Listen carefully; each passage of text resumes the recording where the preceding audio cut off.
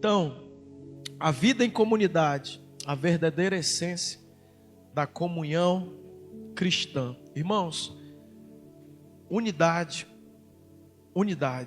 aliança, família. Cristianismo sem comunidade não existe. E hoje eu quero que você faça uma reflexão, né? Hoje eu tive ali a oportunidade, uma experiência diferente de falar numa igreja católica. Eu nunca falei. E eu pude elogiar o trabalho de um padre. Pude honrar o sacerdócio de um padre. E eu me senti muito bem. Que é essa, né? Essa rixazinha aí. O católico não gosta do evangélico, o evangélico não gosta do católico. E isso no céu não existe. A gente vai morar no céu eternamente. E a gente tem que aprender a se amar, a se respeitar. E aquilo que nos une, que é Jesus, tem que ser maior do que qualquer outra coisa que tenta nos dividir. Amém? E aí, falando já num ponto negativo, isolamento é um perigo. O perigo do isolamento. Quando um crente se afasta da comunidade, ele fica vulnerável.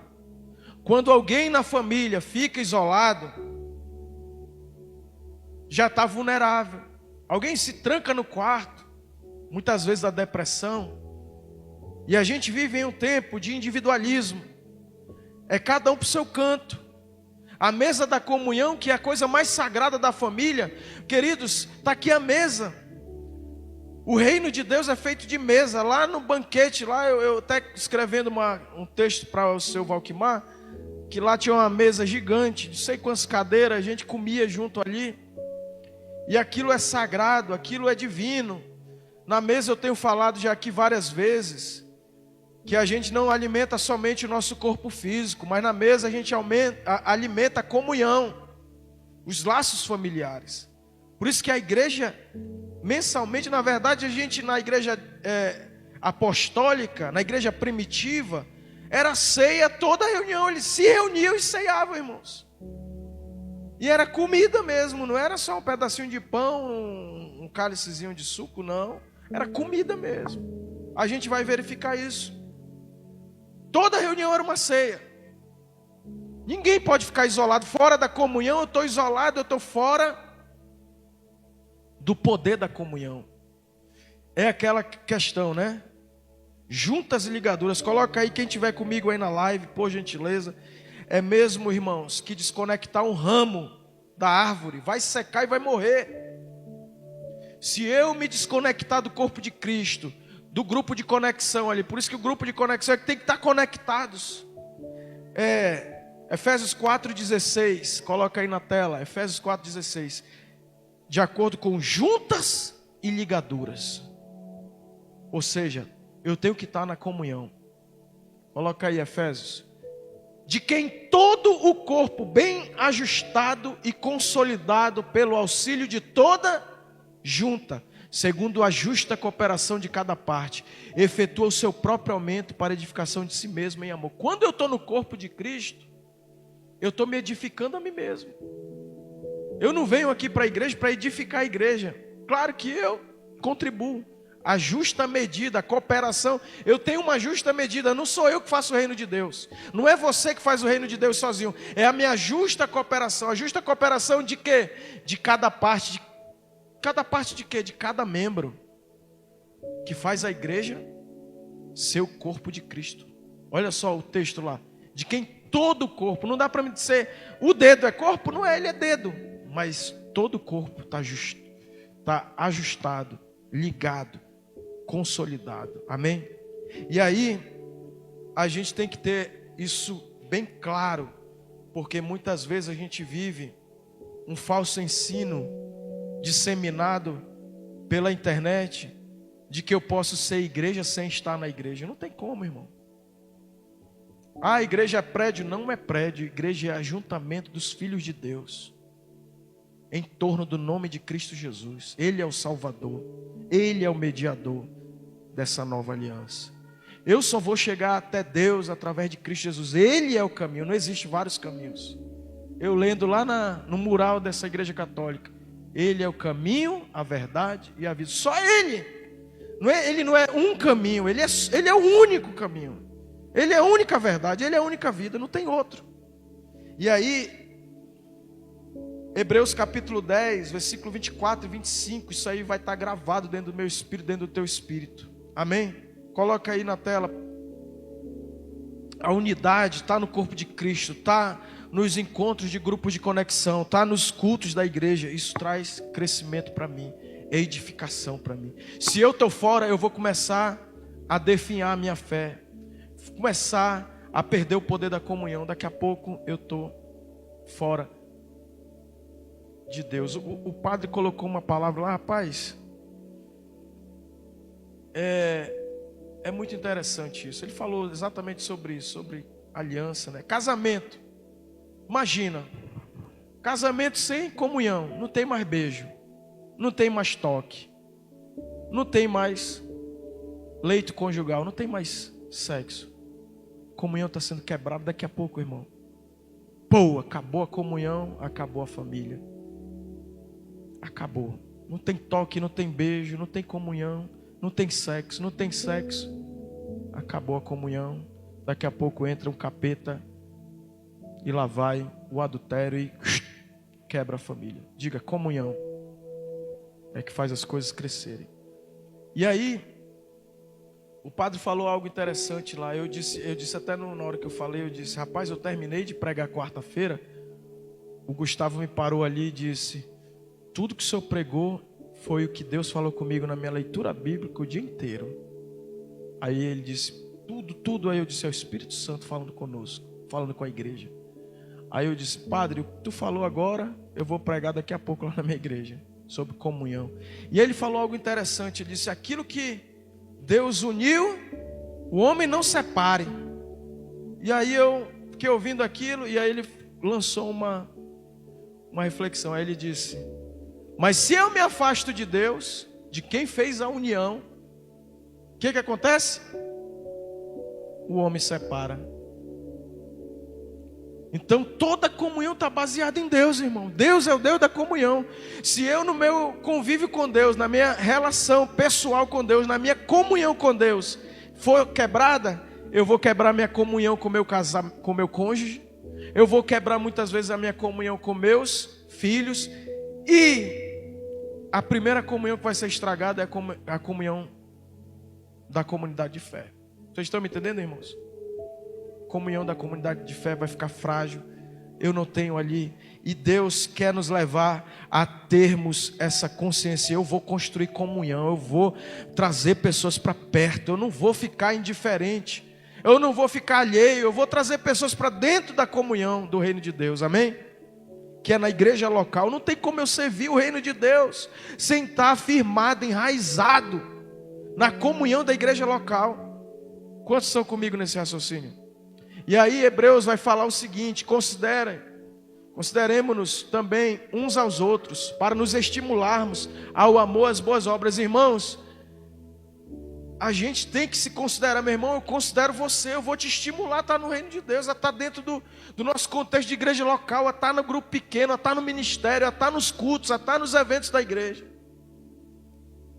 Eu te considero, não é porque eu quero, sabe, que a igreja cresça pelo crescimento, mas é porque é vital para a gente. É perigoso estar sozinho, é perigoso estar ausente.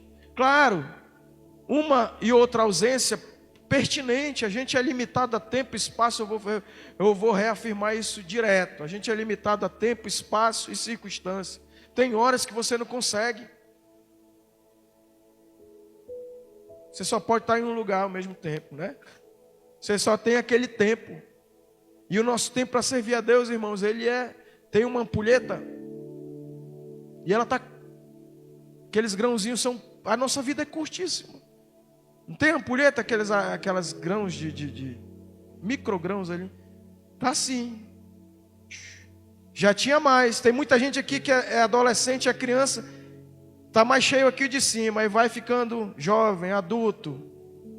Aí já cinquentou, setentou, sexagenário, né? 70, já tem só um pouquinho de... E esse pouquinho de tempo que nos resta na carne, vamos fazer a obra que Deus nos confiou. Amém? E aí ele diz, estimulemos uns aos outros as boas obras, ao amor e às boas obras. Irmão, não tem maior amor e maior boa obra do que você edificar a tua família na vida espiritual dela. Amém? Eu digo, meus filhos são viciados em igreja. Meus netos vão ser viciados em igreja. E eu quero declarar essa palavra sobre a tua vida. Teus filhos vão ser viciados em igreja. Não vão ser viciados em droga. Não vão ser viciados em sexo. Não vão ser viciados em coisas do mundo. Vão ser viciados em Deus. Em estar na casa de Deus. Teus netos vão ser viciados em Deus. Amém? Pode criticar o que for, vai casar virgem, vai ser BV, boca virgem, vai casar no altar, amém? Será que você pode receber isso? Teus filhos vão ser santos, amém? Teus netos vão ser santos, e o inferno que vá para o inferno lá, mas a nossa família vai estar alinhada com os valores do céu, com a ética do reino de Deus. Será que tem alguém que pode dar um aplauso ao Senhor? Estimulemos as boas obras. E aí... 25. Não deixemos de congregar-nos, como é o costume de alguns. Antes façamos admoestações, e tanto mais quanto vedes que o dia se aproxima. Diga assim, o dia está próximo. Jesus está voltando. Se Ele não voltar na nuvem de glória, com canglô e grande glória, com canglô de trombetas, e em grande glória, Ele vai voltar para mim, pessoalmente, daqui 70, 80 anos é a média de vida de brasileiro, que se cuida, né?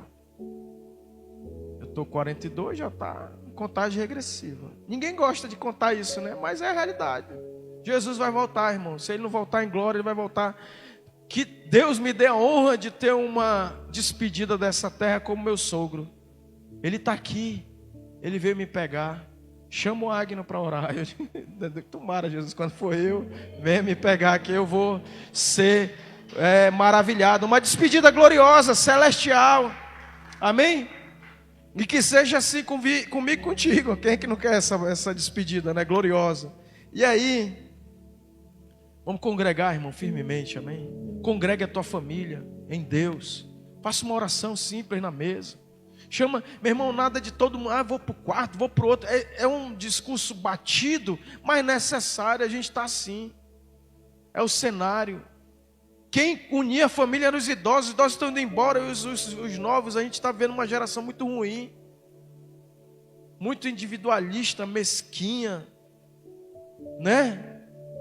A grandeza dos idosos, irmãos, que eu acho que ainda faz esse mundo ser um pouco melhor. Minha avó, tu é doido, ela dividia tudo. Minha avó Avelina, minha avó Regina, dividia tudo, e quem chegasse comia. Seu Valquimar, dessa galera aí. A gente não, esse aqui é meu. Esse aqui é meu. Casal, né? Não, isso aqui é teu, isso aqui é meu. Que teu e meu? Isso é nosso, irmão. Não existe teu e meu. É ou não é assim a nossa geração? Tu paga essa conta. Mas que conta, rapaz? A conta é nossa. Não, esse aqui é o meu dinheiro, esse aqui é o teu dinheiro. Meu irmão, isso não é casamento, não. Isso é sociedade empresarial. Tem gente transformando casamento em sociedade empresarial. Mas em nome de Jesus, na IEV vai ser casamento, vai ser comunhão total de bens. Meu irmão, a gente vai ficar todo mundo velhinho aqui. O rico ou liso, a gente vai estar junto aqui. Nossos filhos vão estar aqui com a gente, em nome de Jesus. É na mãe, embora, tu vai me deixar em asilo, vai nada, tu vai cuidar de mim. Tu não vai me limpar não, que eu vou malhar e eu vou ter autonomia física. Tu não vai ter que cuidar do meu dinheiro não, que eu vou ter autonomia mental. Eu sei quem que eu devo pagar, e tu não vou, só te dou o que eu quero. Não é tu que vem pegar meu dinheiro todinho, não. Mas estou falando coisas, irmãos, que são da vida diária. Congregue a sua família em Deus, amém? Ore com a sua família, plante valores dos céus, que é a riqueza que a gente pode. Atos 2:42. E perseveravam em quê? Na doutrina dos apóstolos, no ensino dos apóstolos, na palavra de Deus. Olha a palavra de Deus, o lugar da palavra de Deus na igreja primitiva, na igreja apostólica. Eles perseveravam. eles tinham prazer na lei do Senhor, amém? Eles tinham prazer em conhecer a vontade de Deus. Eles tinham prazer em entender aquilo que Deus quer. Eles queriam descobrir aquilo que está no coração de Deus através da palavra. Eu só me manifesto a você através da minha palavra. Você só se manifesta a mim através da sua palavra. E quando ele está falando ali que eles perseveravam na doutrina, é no relacionamento de ouvir a voz de Deus, amém? De ouvir aqueles irmãos que tinham mais maturidade, que tinham mais experiência espiritual. E aí eu quero pontuar agora algo muito importante. E na comunhão. Só que ele fala da doutrina dos apóstolos, e aí ele coloca no mesmo nível, e na comunhão dos santos. Aí ele vai falar da Santa Ceia, no partir do pão. No partir do pão. Ele enfatizou comunhão e partir do pão, que é a mesma coisa. Que aí no contexto é a Santa Ceia, é comer junto, com reflexão no reino de Deus. Não é comer junto só para ficar falando bobagem, não. É ponderando no reino de Deus, é uma reflexão sobre a vontade de Deus. E aí ele coloca no mesmo patamar agora, e nas orações. Diga, comunhão está no mesmo patamar da oração. Está no mesmo patamar da palavra de Deus. Mas a ênfase maior aí está na comunhão. E aí ele vai aprofundar ainda mais isso, 43. Em cada alma havia temor, e muitos sinais, diga, comunhão. Gera temor, gera santidade. Doutrina gera temor, gera santidade. A gente sai melhor ou não sai daqui, irmão? Quando a gente está em comunhão mesmo, é quando eu sento aí, não estou em comunhão, sento e olho para nada, e aquilo não entra em mim, eu não estou dentro daquilo, eu saio até pior. Mas quando eu estou em comunhão, quando eu estou numa profunda reflexão dentro de mim, eu quero descobrir, Senhor, a tua palavra é para mim. Você sai melhor, você sai cheio de temor, de santidade. Você sai o quê? Cheio de poder, irmão. Tem gente que vai sair daqui hoje e vai realizar sinais, prodígios e maravilhas na vida de pessoas que precisam ser impactadas com a glória de Deus, amém? E aí, esses sinais, prodígios e maravilhas eram feitos por intermédio dos apóstolos, dos enviados de Deus, daqueles que estavam colonizando a terra como delegados para trazer o padrão dos céus para a terra. É isso que era o apóstolo. Apóstolo era um termo fora do contexto, era um termo romano, que eles iam colonizar e trazer os princípios, os valores do reino de Deus. Só que os apóstolos de Roma era para trazer a cultura e os princípios romanos. Os apóstolos de Cristo eram os valores de Cristo, amém? Do reino de Deus. E aí, 44. Todos os que creram estavam juntos, diga juntos. Tinham tudo em comum, uma comunhão plena. Eles viviam juntos mesmo, eles tinham que se esconder e se sustentarem verdadeiramente. Havia grande perseguição. Já Jesus foi martirizado. O evangelho nasceu debaixo de perseguição religiosa. Eles tinham tudo em comum, eles estavam juntos, eles se sustentavam. E eu quero falar dos níveis de comunhão ainda. Não é nível só de ficar comendo para... A gente vai chegar lá, né? Estavam juntos. 45, comunhão pura aí.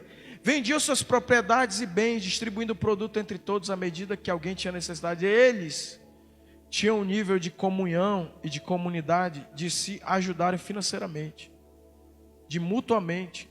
Aqui, vou dar um ponto. Aí tem gente que leva para uma visão errada, equivocada. Agora eu vou emprestar dinheiro dos irmãos para dar pino. Tem gente que dá pino até, porque agora ele é irmão, vou lá e pego. Não é isso, amém? Mas se você vê o seu irmão sofrendo, você pode ir lá dar uma oferta, um pix lá. Pega aí, meu irmão. Até no calado às vezes, né? Quantas e quantas vezes lá dentro do grupo da IEV, as pessoas foram socorridas lá, os irmãos contribuíram por amor, por solidariedade, por companheirismo, é ou não é? Por fraternidade, por sermos irmãos. Isso é realidade no reino de Deus. Diga, a igreja é o lugar que a gente tem tudo que a gente precisa. É o maior network do mundo. Hoje se fala no mundo corporativo aí sobre network, mas a igreja tem tudo que a gente precisa. Podem falar o que for, eu estou abençoado desde os meus 16 anos dentro da igreja. É na igreja que as coisas são abençoadas na minha vida. E tem gente que vive isso. Vive ou não vive, irmãos? Na igreja que a gente supera as nossas dificuldades, na igreja que a gente melhora a nossa qualidade de vida. E aí ele está falando nesse contexto aí, meu irmão, na igreja o cara consegue emprego. Na igreja o cara está sem direção, ele é direcionado para uma carreira. É ou não é? Tem gente que ajuda a mentorear o cara para a vida.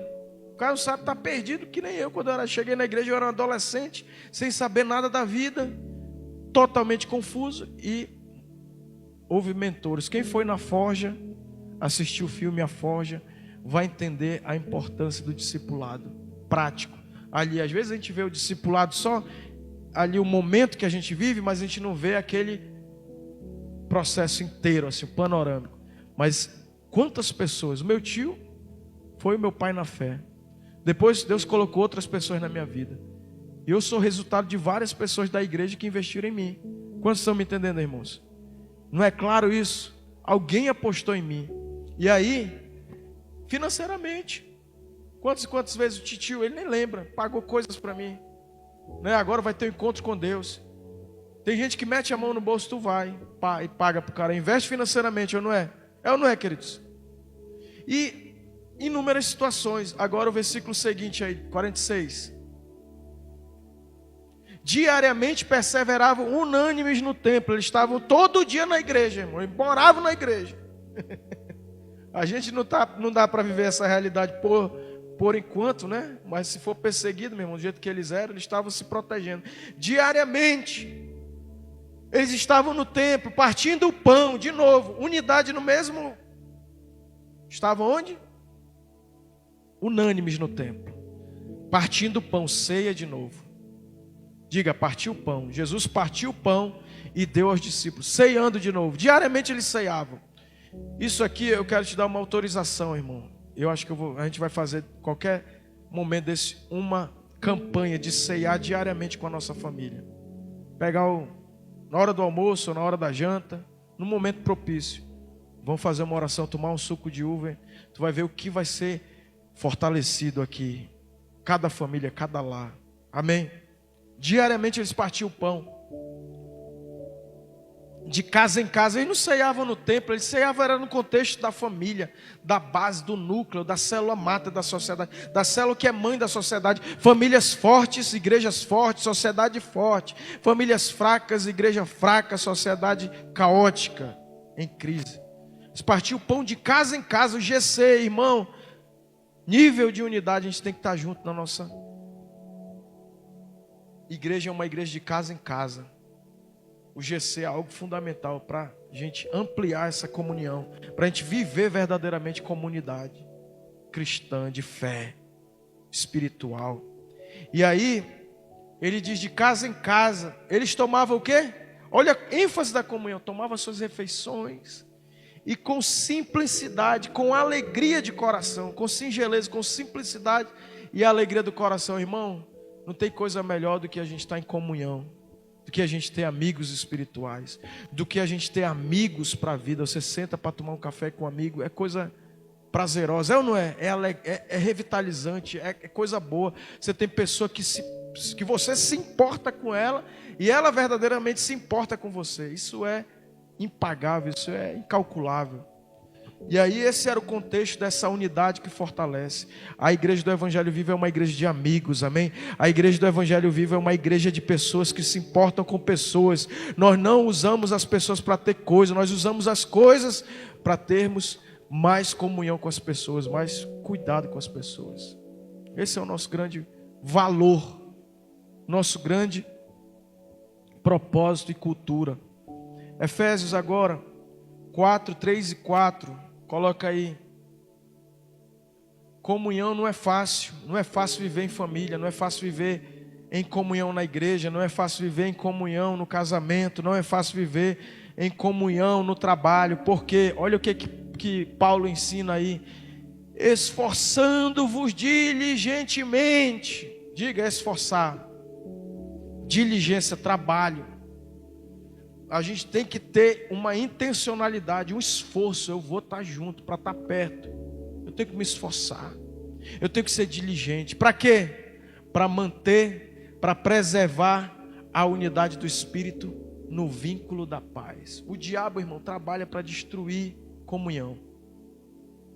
Ele é o Deus desse século que veio para enganar os incrédulos. Ele quer destruir. Ele quer destruir o nosso casamento. Ele quer destruir a nossa família, os relacionamentos entre os irmãos, os relacionamentos entre pais e filhos. Ele quer destruir o relacionamento do nosso grupo de conexão. Ele quer destruir o relacionamento do ministério.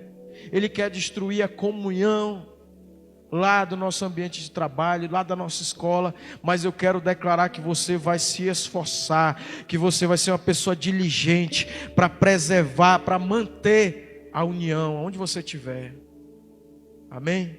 Você vai ser uma pessoa promotora disso aqui, ó, de unidade. Você vai ser uma pessoa de unidade de quê, pastor? De unidade de espírito, daquela unidade da comunhão, queridos.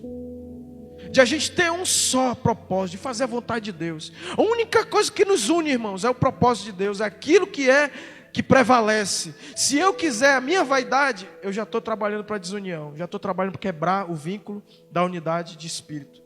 Mas se eu estou totalmente disposto a dizer, Senhor, a tua vontade vai prevalecer aqui nesse ambiente, já era, meu irmão, pode vir o inferno que for, mas a vontade de Deus é prevalente, amém? Na família, na igreja, no trabalho e em tudo o que você empreender. Versículo 4: há somente um corpo e um espírito, como também foste chamados numa só esperança da vossa vocação. União, comunhão, vínculos profundos e poderosos. Isso faz a igreja ser poderosa. Isso faz a família ser poderosa. Isso faz aquela equipe de trabalho ser a mais produtiva, a mais lucrativa, amém? Isso faz você lá no seu ambiente escolar. Eu estou vendo aí os meninos aí com um grupo de estudo para concurso. Isso aí é fantástico, irmãos.